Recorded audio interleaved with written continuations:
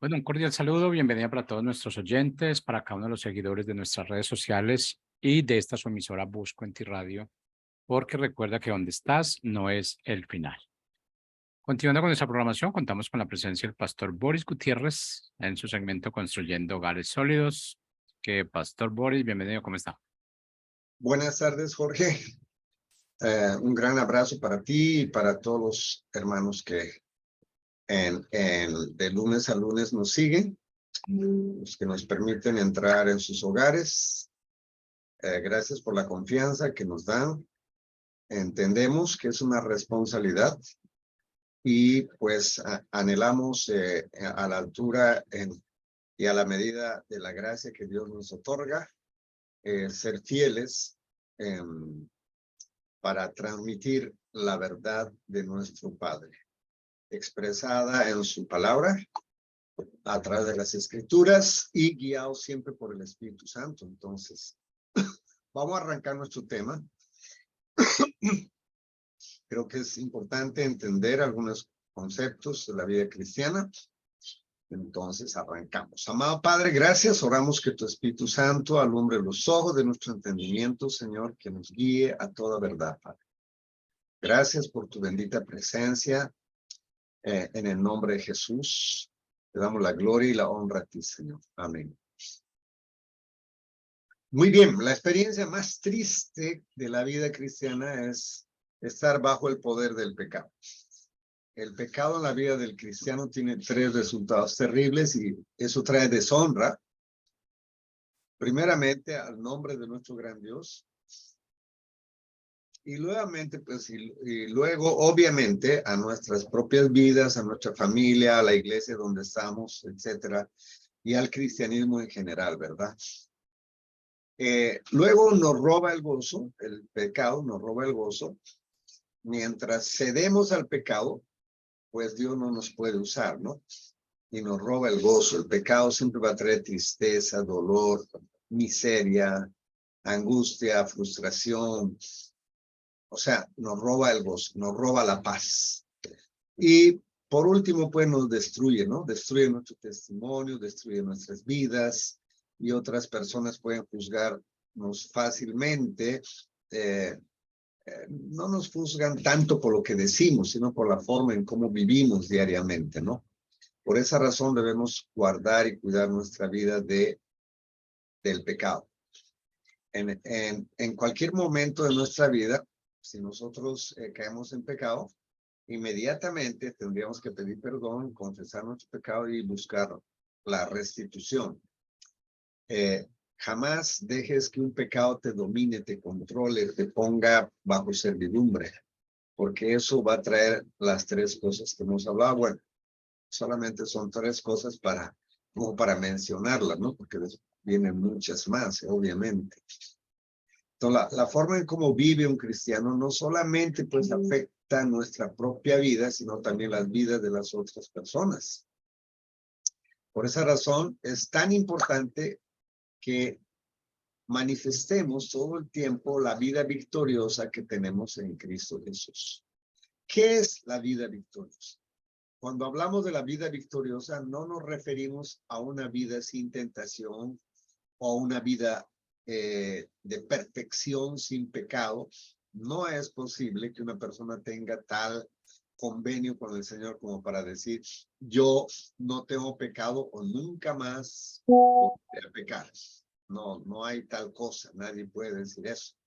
La Biblia dice, si decimos que no tenemos pecado, nos engañamos a nosotros mismos y la verdad no está en nosotros. Eso está en 1 de Juan, el capítulo 1, versículo 8. Entonces, ¿qué es la vida victoriosa?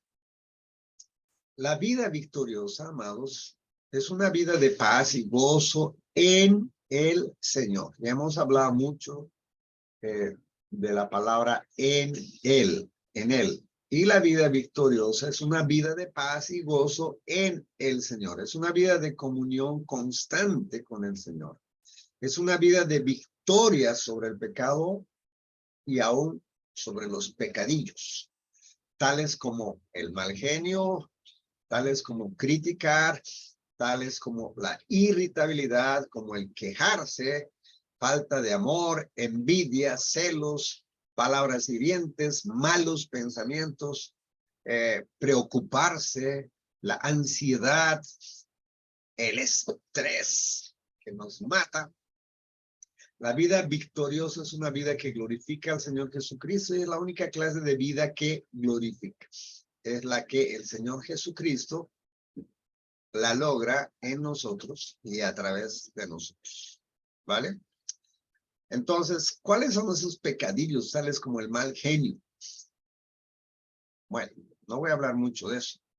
Ya sabemos, ¿no? El mal genio no es que yo nací así, mi papá era así, mi mamá era así, pues yo también. Les toca aguantarme como soy. Dios me ama a mí como soy y a ti te toca aguantarme como soy. Eso no es verdad. Eso no es cierto, ¿sí? Dios no ama tu pecado, querido hermano. Entonces, el mal genio hay que tratarlo de la manera que Dios lo trata. ¿Cómo? En la cruz. Criticar.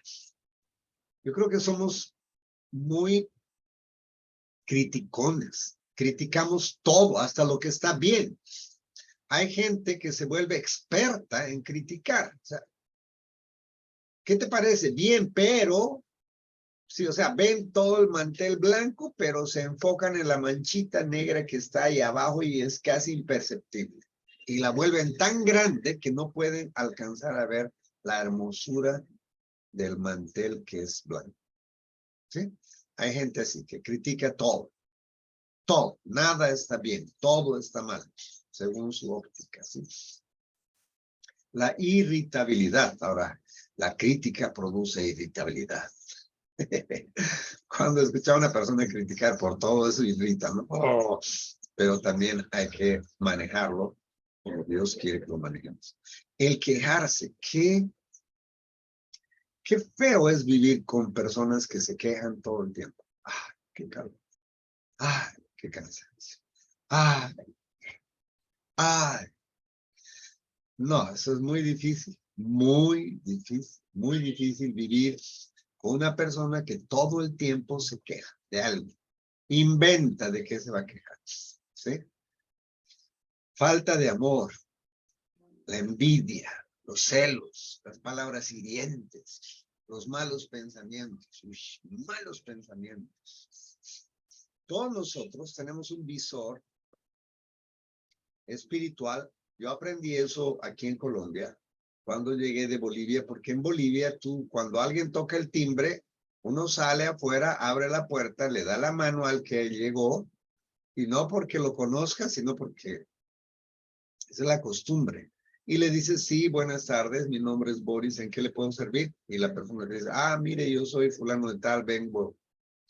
En Bolivia se acostumbra a abrir, bueno, por lo menos en aquella época, hace 20 años, se acostumbraba a abrir la puerta sin ningún problema.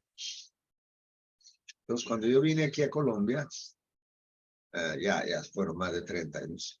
Cuando yo vine aquí a Colombia, estuve alojado en la casa de Miriam, mi esposa, antes de casarnos. Entonces, si alguien tocaba la puerta aquí en Colombia, yo bajaba corriendo y abría la puerta. Y mi suegro se enojaba mucho. Me decía, Boris, ¿usted por qué abre la puerta? Usted no tiene que abrir la puerta. Usted cuando suena el timbre, usted tiene que salir a la ventana, mirar quién es, preguntar quién es y luego cerciorarse si usted conoce a esa persona o no conoce. Y si le dice que es de la alcaldía, usted tiene que decirle que le muestre su certificado de que es empleado de la alcaldía. Usted no puede abrir la puerta así porque sí. Y yo no entendía, créame, no entendía. Más de una vez me regañó mi suegro por eso. Hasta que al fin entendí que tú no puedes abrir la puerta a cualquiera. Entonces entendí que nosotros tampoco podemos abrir la puerta a cualquier pensamiento que venga a nuestra mente. Por favor. Vienen pensamientos como no sirves para nada. Oh, y lo dejas entrar. El pensamiento pasa, por favor, toma asiento. Ay, me identifico con lo que me estás diciendo. Por favor, ¿me puedes afirmar en esa mentira que yo siento en mi corazón. No, no sirves para nada por esto, por esto y por esto. Oh, sí, tienes toda la razón, no sirvo para nada, soy un cero a la izquierda. Y uno dice, ¿what? O sea, no puedes dejar entrar a cualquier pensamiento que venga a tu mente. Tienes que mirar y decir, ¿este pensamiento viene de Dios o no viene de Dios? Y discernir y decir, no, este pensamiento no viene de Dios, porque la palabra de Dios dice que yo soy acepto en el amado y que Él me ha capacitado para vivir la vida cristiana. Entonces, este pensamiento que viene a mi mente, que me dice que no sirvo para nada, eso es una mentira. Por lo tanto, la resisto en el nombre de Jesús. No la dejo entrar. Entonces, los pensamientos es un problema serio. Que nosotros dejamos entrar cualquier tipo de pensamientos. Y eso es un pecado, ¿ok? Preocuparse es un pecado. La Biblia no habla de preocuparse, por nada seis afanosos, dice la palabra. Hay que hacer lo que nos toca hacer, pero sin afán, sin ansiedad, sin vivir preocupados, afanados, ansiosos. Como Marta, afanada y turbada estás en muchas cosas, ¿sí? Turbación, o sea, no hay paz en el corazón, siempre está pensando, ¿y ahora qué? Me llegó el recibo, Dios mío, ¿y ahora con qué voy a pagar? ¡Ping! Suena el timbre, ¡ay, el recibo de la luz también tenía que llegar! No, por favor, luz, gas, ¿y ahora qué voy a hacer? Y le llega la factura al internet, ¡no! ¿Sí? Ya está noqueado. Y pues uno dice, ¿cómo es posible que un cristiano viva así? Se supone que Dios es su padre. Se supone que Él dice que por nada estemos afanosos, sino que antes sean conocidas todas nuestras peticiones en toda oración y ruego, y la paz de Dios que sobrepasa todo entendimiento, guardará nuestros pensamientos y nuestros corazones en Cristo Jesús. Entonces, el vivir en afán y en ansiedad y en preocupación, pues eso no manifiesta una vida victoriosa. Manifiesta una vida derrotada. Sí, una vida derrotada. ¿Quién puede vivir entonces la vida cristiana? Pues cualquier creyente.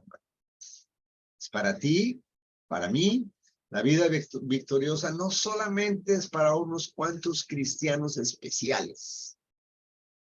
O sea, aquellos que nosotros creemos que son los súper espirituales, que todos los domingos pasan a la plataforma y canta tan lindo el que le dice la alabanza, y el pastor, no, qué increíble que predica. No, pues ellos sí son santos, yo no. Y yo creo que de alguna manera ese cuento nos lo hemos tragado de alguna manera. De alguna manera nos hemos comido ese cuento. No nos los han dicho así tal como lo estoy diciendo. Pero el sistema que tenemos nos hace creer que algunos pueden alcanzar ese tipo de vida y los demás, pues no. Eso no es para nosotros. Por eso yo no soy pastor. Por eso yo no dirijo la alabanza. Pues por eso yo no soy ni siquiera el día. Por esa razón yo prefiero ir el domingo, sentarme a escuchar y luego irme a mi casa. Algunos tenemos esa idea de que el cristianismo es solamente para algunos y los demás, pues, podemos y tenemos la concesión otorgada, quién sabe por quién, para vivir como nos dé la gana. Y eso no es verdad. La vida victoriosa ha sido diseñada para que todo cristiano la pueda vivir y gozar. Cualquier persona que ha nacido de nuevo. La vida victoriosa no es algo que tú lo alcanzas. Es un regalo de Dios. Por ejemplo, si yo voy a subir en Bogotá al Monserrate, ahí arriba, en toda la montaña, si lo hago a pie, entonces yo puedo decir, yo alcancé la cima. ¿De quién fue el esfuerzo? Pues mío. Pero si me subo al telesférico, entonces ¿de quién fue el esférico? El esfuerzo del telesférico. No hubo ningún esfuerzo mío, sencillamente me senté y llegué.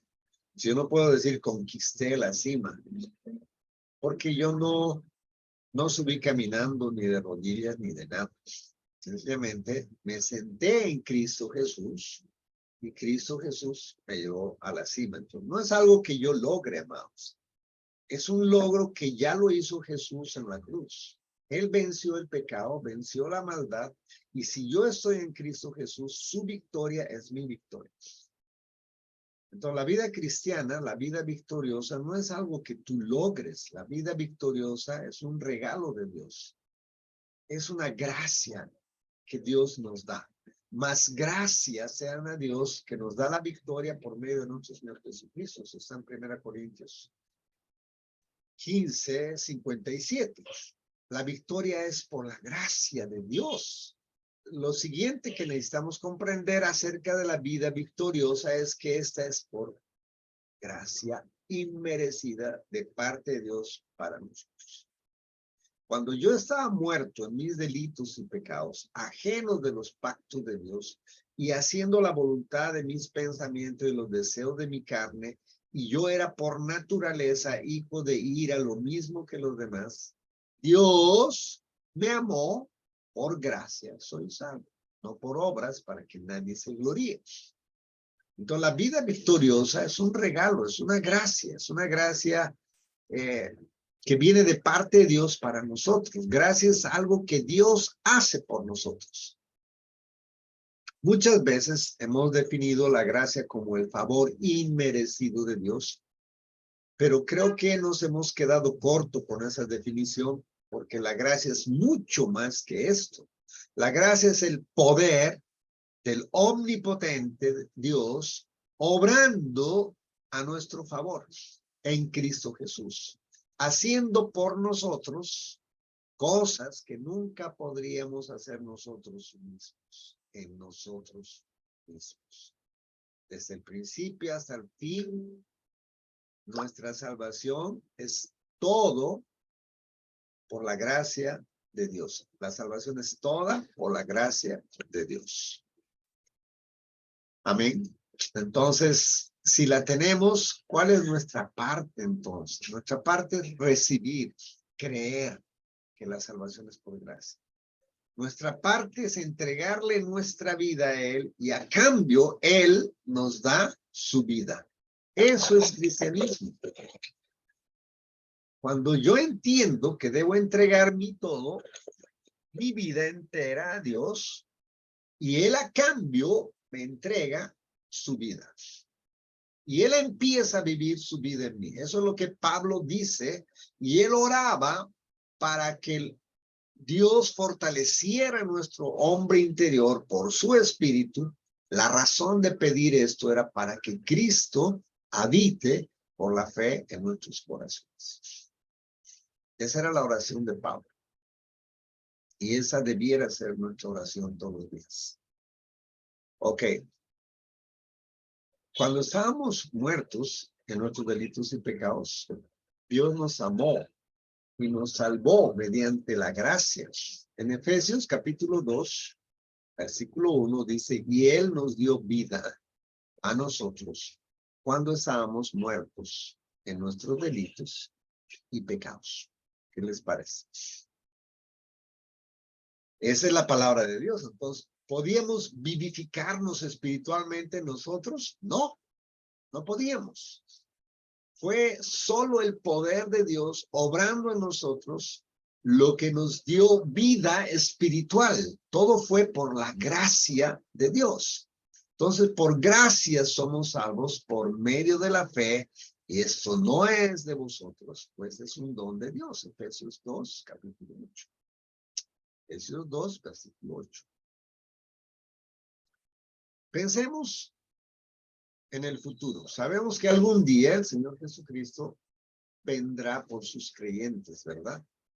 Cuando Él venga, todos los creyentes, tanto los que han muerto como los que están vivos, seremos arrebatados hacia arriba para reunirnos con el Señor en el aire.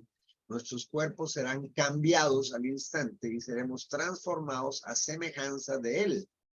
La Biblia dice en Tesalonicenses, capítulo 4, versículo 16 y 17, dice, leeremos, Primera Tesalonicenses, capítulo 4, versículos 16 y 17. Dice, porque el Señor mismo, con voz de mando, descenderá del cielo y los muertos en Cristo resucitarán primero. Luego, nosotros los que vivimos, los que hayamos quedado, seremos arrebatados juntamente con ellos en las nubes para recibir al Señor en el aire. ¿Sí? Entonces, ¿qué podemos decir de esto, amados? ¿Seremos arrebatados para reunirnos con el Señor? Pregunto, ¿por nuestro propio poder? ¿Ustedes creen que puede ser posible que porque nosotros empezamos a tomar buenas decisiones y por nuestra propia voluntad y nuestra consistencia y perseverancia, será que podemos alcanzar esta gloria inefable que nos espera a los que creemos en Cristo Jesús? No, amados. De ninguna manera. Será por el gran poder de Dios, será por su gracia, será sencillamente porque Cristo en nosotros es la esperanza de gloria. Aleluya. Esa esperanza que tenemos de que un día seremos arrebatados para vivir toda la eternidad con nuestro Padre, esa gloria inefable, es solo alcanzada a través de los méritos de Jesucristo nuestro Señor y a través de su muerte, su sepultura y resurrección. No es por nuestra linda cara y no es por lo que tú puedas o quieras hacer. La salvación es por gracia y se la vive por gracia. La vida victoriosa es por gracia, por fe, por fe. Entonces, debemos solamente luchar con nuestras propias fuerzas, haciendo lo mejor que podamos. Hay gente que prefiere hacer eso, pero luego se dan cuenta que fallan miserablemente. Acuérdense de nuestro hermano Pablo. Fallan miserablemente. Porque al final Pablo termina diciendo en Romanos capítulo 7, versículo 24, dice, miserable de mí,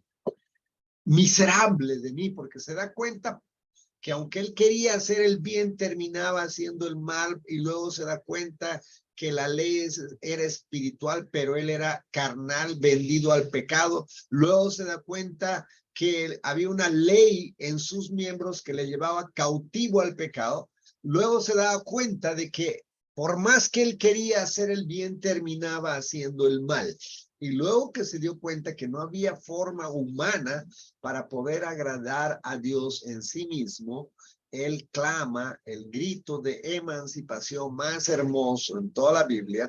Él dice, miserable de mí, ¿quién me librará de este cuerpo de muerte? Y luego él mismo responde y dice, doy gracias a Dios por nuestro Señor Jesucristo. La vida cristiana es esa, la vida victoriosa es esa. Es Cristo en mí, viviendo la vida que a Dios le agrada. Eso es. Entonces, ¿cuál es esta provisión? Pues ya hemos dicho bastante, ¿no? Su provisión es su gracia. ¿Qué es la gracia? Es Cristo en nosotros, amados. A Pablo le dije, bástate mi gracia, Pablo. ¿Qué quiere decir esto? Mi Cristo es suficiente para ti. Confía en Él. Él te da la victoria en cada situación. Amén. En cada situación. Cualquier cosa que tú pidas al Padre, la respuesta del Padre siempre va a ser Jesús. ¿Sí? Porque es bástate mi gracia. Bástate mi gracia. ¿Sí? Eso es. Entonces, ¿qué hacemos? Descansamos en Él, amados. Confiamos en Él para que nos cuide, nos dé la victoria. Esto es recibir la gracia de Dios. Cuando hacemos esto, entonces estamos viviendo una vida victoriosa en este mundo. ¿Sí? Esa es la idea. La victoria está en Jesucristo. Muchos cristianos buscan la victoria mediante alguna enseñanza o una experiencia extraordinaria, mediante una experiencia, no sé, toda rara, o una prédica, o una enseñanza, o que alguien te ponga las manos, o una profecía, o no sé. La victoria no es algo. La victoria es una persona, se llama Jesús. ¿Sí? Mas gracias sean dadas a Dios que nos da la victoria por medio de nuestro Señor Jesucristo. 1 Corintios 15:57. Mas gracias sean a Dios que nos da la victoria por medio de nuestro Señor Jesucristo. 1 Corintios 15:57. Ahí está. Ok, ahí vamos avanzando, ya casi terminamos, nos faltan 2 minuticos. Entonces, ¿cómo entramos a esta vida victoriosa? ¿Cómo es que entramos a esta? O sea, sencillamente es creer, con el corazón se cree para justicia, más con la boca se confiesa para salvación, dice la palabra. Debo creer que Jesús murió en la cruz, fue sepultado, pero al tercer día resucitó. Y la palabra de Dios dice que nosotros debemos considerarnos muertos al pecado, pero vivos para Dios en Cristo Jesús. Porque en el momento que Él murió, yo morí. En el momento que Él fue sepultado, yo fui sepultado. Pero en el momento que Él resucitó, yo resucité para vivir para Dios, ya no para mí. Romanos capítulo 6, del 6 al 13. Pueden leer, ahí está claro y explícito lo que la palabra nos dice como vida victoriosa, porque luego dice, y el pecado, en Romanos 6:13, no se enseñoreará de nosotros, pues no estamos bajo la ley, sino bajo la gracia. Aleluya. Entonces, ¿hay algún punto en tu vida que tú estás reteniendo para ti y aún no lo entregaste al Señor? Si lo hay, debieras entregarle al Señor. Si tienes algo que tú crees que no has entregado a Dios, pues Dios no se puede glorificar en ti. Entrégale todo, tu pasado, con todos tus pecados y fracasos. Encomienda al Señor el futuro con todo lo desconocido. Encomiéndale tus seres queridos, encomiéndale a tu vida, tu matrimonio, si eres soltero, tus hijos, si eres soltero, si eres casado. Encomienda a Dios tu vida. Deja que Él gobierne. Amén. Luego debemos tomar a Cristo como nuestra victoria. Ya les dije, la victoria no es algo que se alcanza. La victoria se llama Jesucristo. Él es la vida, Él es nuestra vida, dice en Colosenses capítulo 3. Él es nuestra vida. Entonces, ¿qué hacemos? Cuando creemos esta verdad como una verdad bíblica, una verdad revelada a nosotros, una verdad iluminada, y entonces decimos, Señor, gracias. Ahora entiendo que tú eres mi victoria. Ahora entiendo que tú has vencido al maligno, venciste al pecado, venciste a Satanás, venciste al mundo. Por lo tanto, yo soy más que vencedor en Cristo Jesús. Aleluya, ¿verdad? Ok, el tiempo se nos acabó.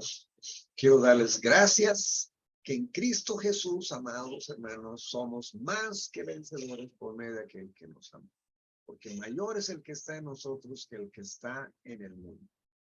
Un gran abrazo para todos. Dios salve nuestro país. Nos vemos el próximo lunes. Hasta pronto. Gracias.